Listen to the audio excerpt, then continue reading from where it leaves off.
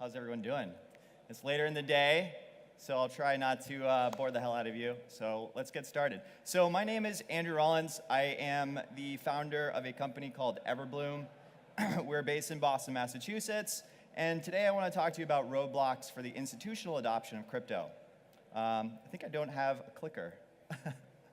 There we go. Great.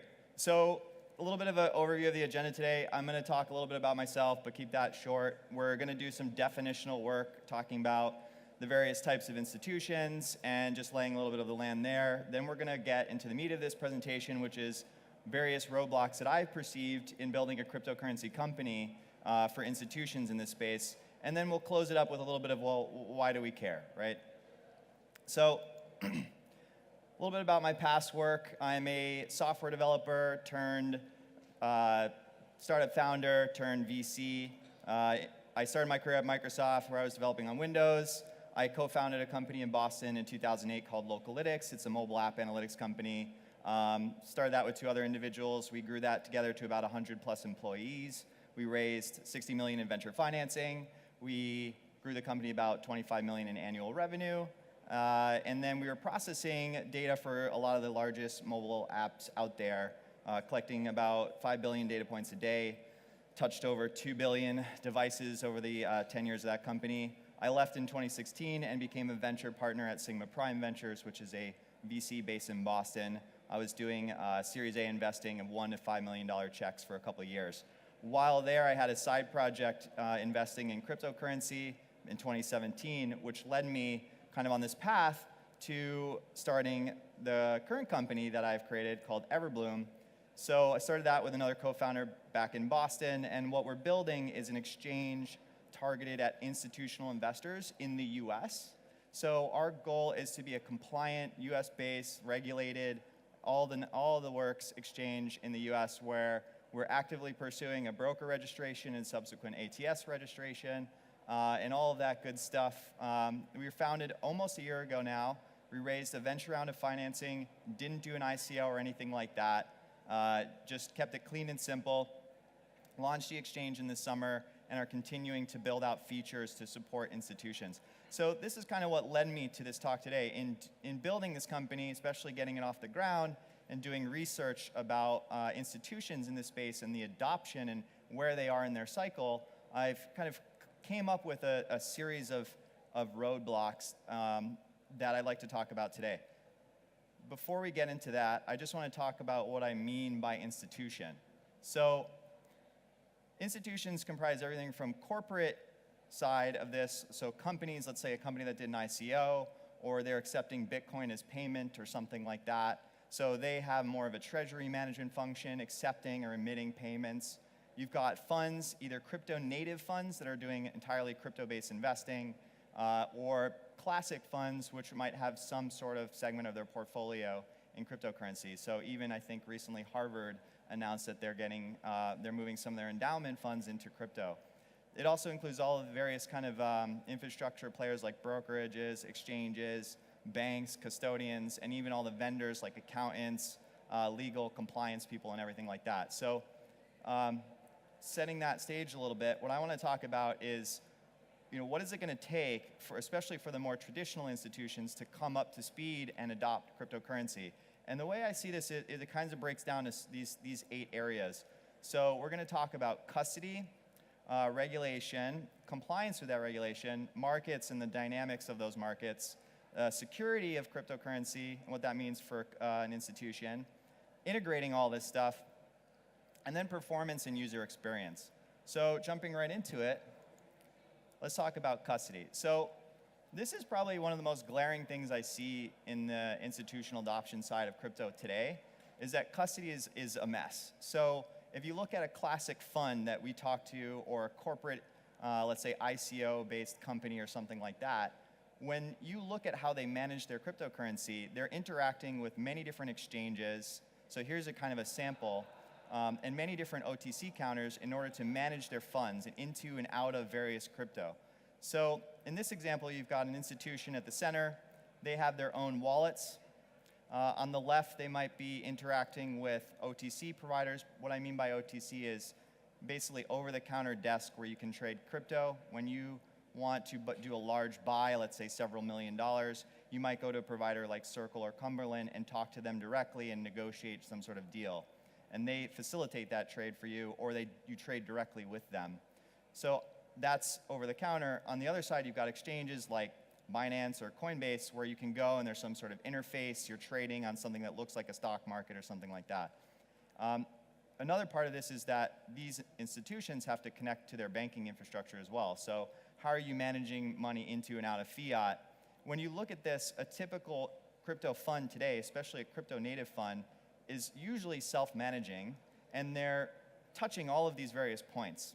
And this is extremely cumbersome for an institution. It creates, especially for funds, a lot of non-differentiating work. Like, they want to be identifying what to invest in.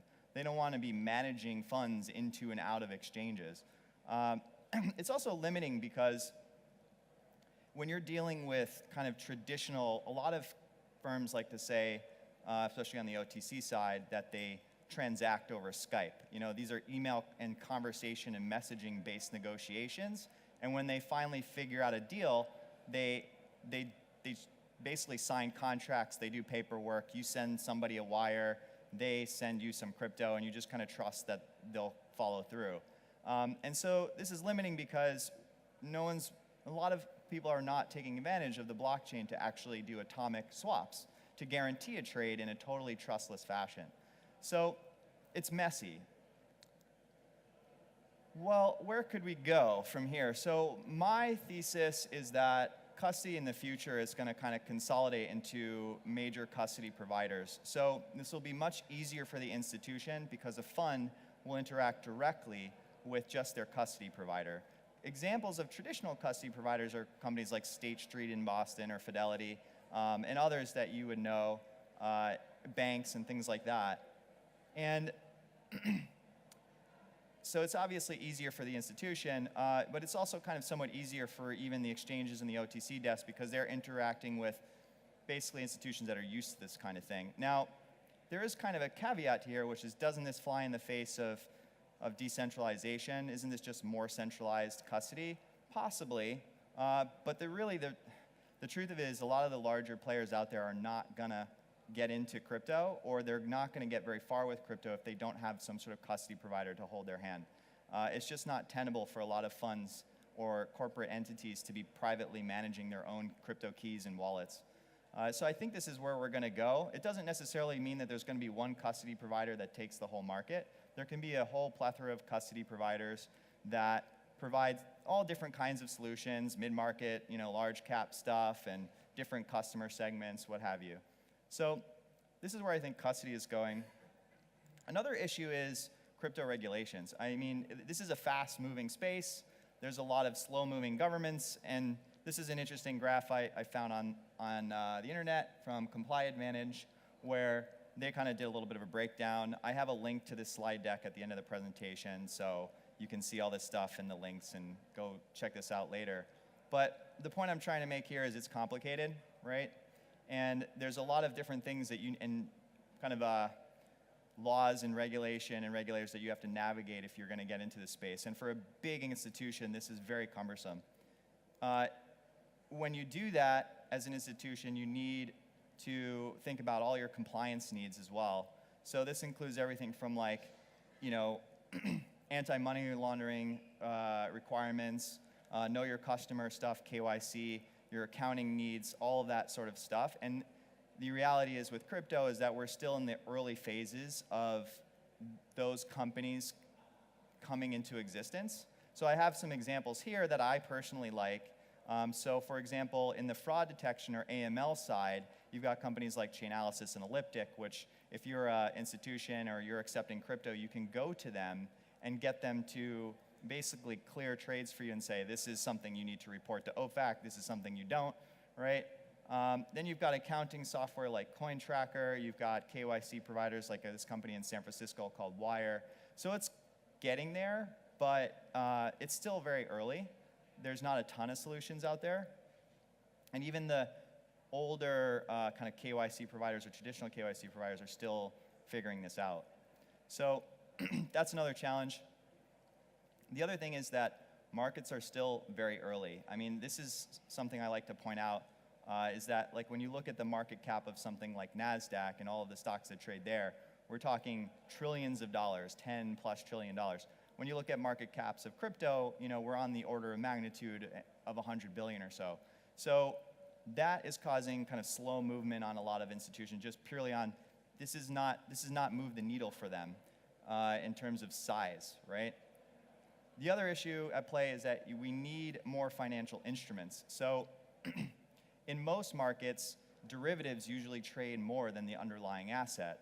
And I think crypto will probably be no different than this. So whether this is shorting instruments, margins, or things like that, there's still a lot of early kind of foundational work being done here, especially at the protocol level. So you've got companies like 0x, which is working on an exchange protocol, DYDX, which is working on a derivatives protocol, basically for shorts and margins. And you even have kind of traditional providers like CME and CBOE, which are doing futures in ETFs and things like that. And then you've got this emerging stable coins. There was tons of fiasco around Tether recently about them losing their banking relationships. Tether is a stable coin that's basically pegged against the dollar, but it's not been doing so great. There's emerging institutional providers here. One is from Circle. It's a project called Center. Another one is from Gemini. It's called the Gemini dollar. And these are dollar-pegged stable coins, which I think actually have legitimate legs as opposed to something like Tether. So the markets are still early, and in order for, let's say, a large endowment fund or a sovereign wealth fund to get into crypto, you're going to need to see these things develop. The other part of this is, again, security. We talked about this a little bit in the custody side. Security is very challenging when you're talking about managing hot versus cold wallets, when you're talking about corporate theft. There's a lot of very large targets out there for anyone that wants to get rich by hacking some company. The interesting thing about this stuff is that it's not just outside attackers. It can also sometimes be people internally that you have to think about as well. So do you have the right internal corporate controls? If you're a company accepting payment in crypto, or if you're a fund that's managing millions, hundreds of millions of dollars, you have to think about who has the private keys, who you're going to trust with that, what happens if your CEO gets hit by a bus, all that kind of stuff. So there's all sorts of solutions that are happening. And again, I think what we'll probably see is these get wrapped into custody providers. But solutions for key management include everything from key sharding to multi-sig wallets, single-purpose keys. So maybe some blockchains actually have keys that are targeted at basically different types of keys. So you might have one key to move funds, but a different key to participate in a particular contract, or a different key to participate in voting if we're talking proof of stake. So we're seeing some movement there. But attacks and hacks are still real.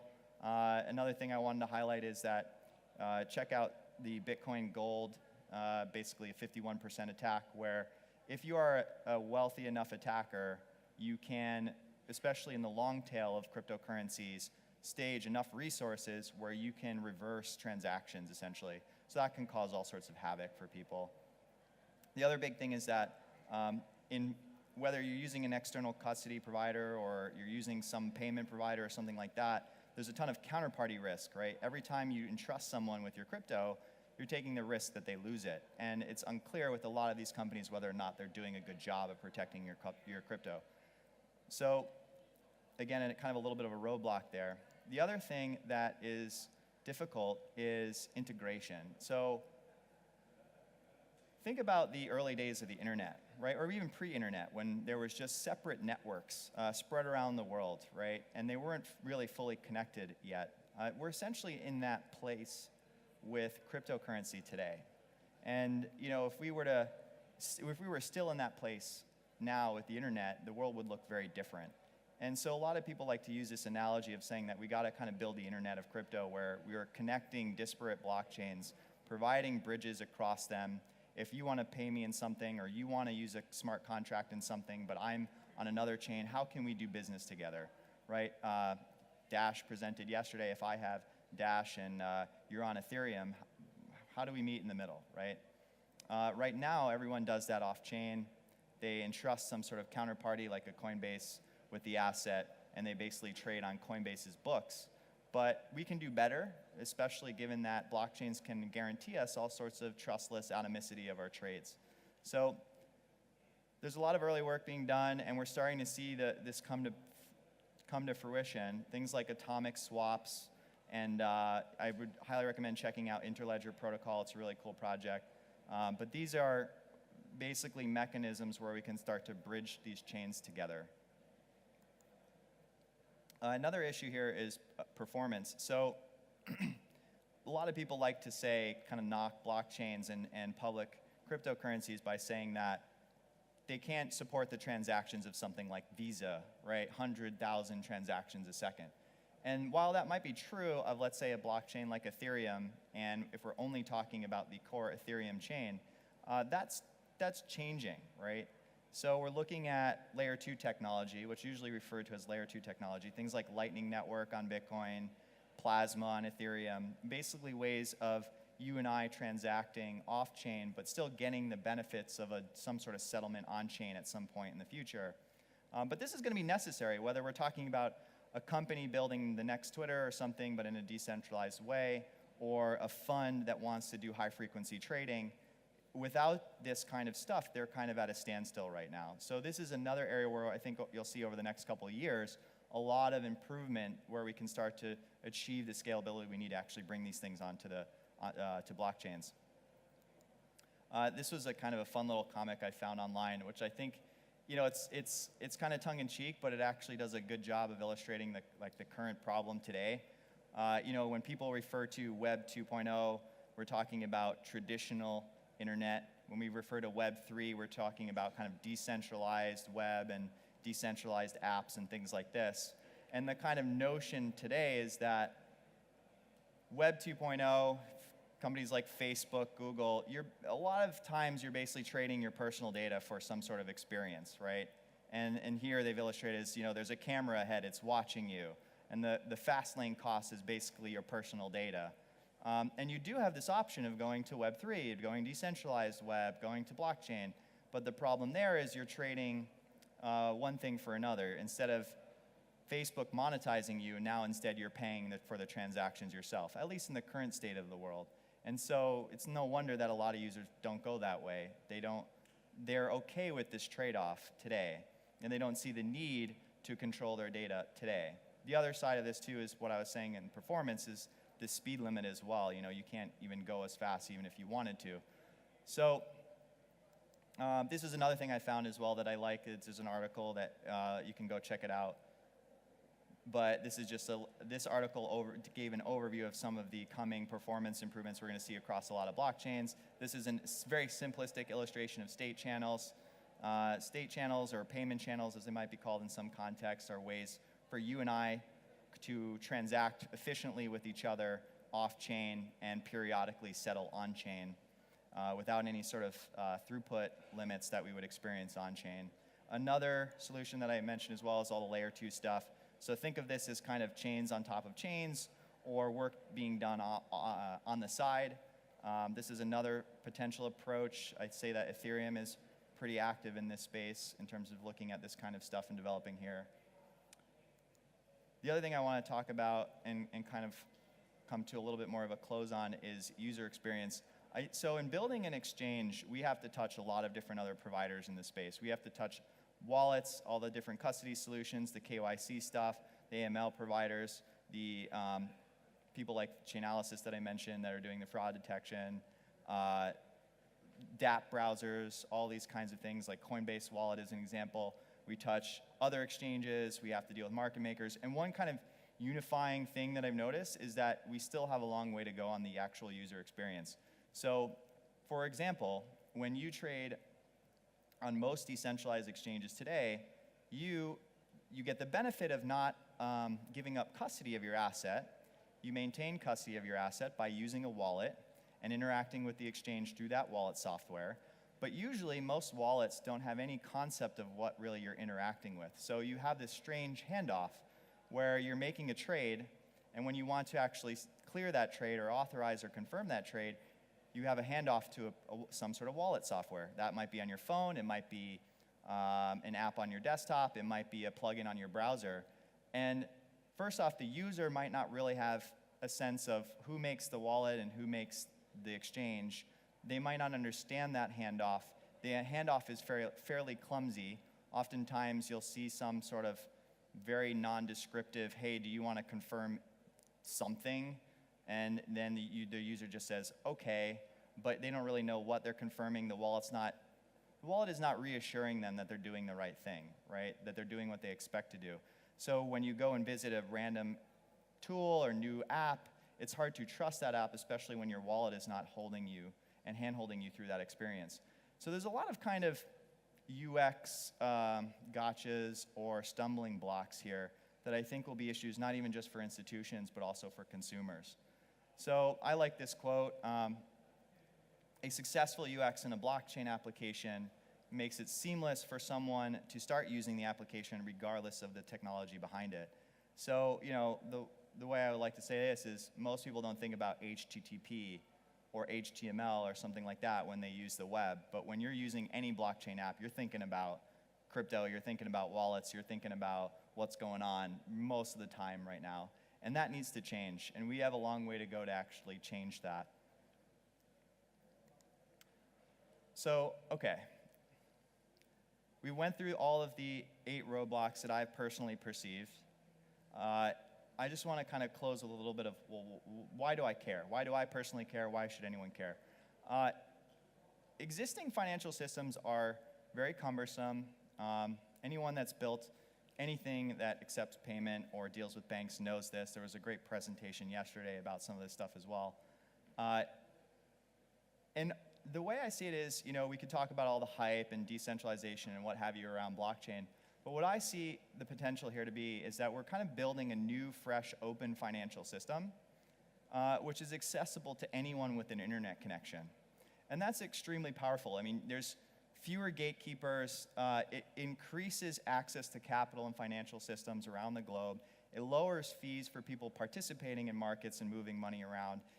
It improves transparency of some of these markets as well. And taken kind of holistically, it's a chance, you know, regardless of whether or not blockchain itself succeeds, we've, as an industry, pushed a lot of big institutions to think about how they do business, to innovate, and to think about, and also governments to think about how they facilitate this innovation as well in financial systems.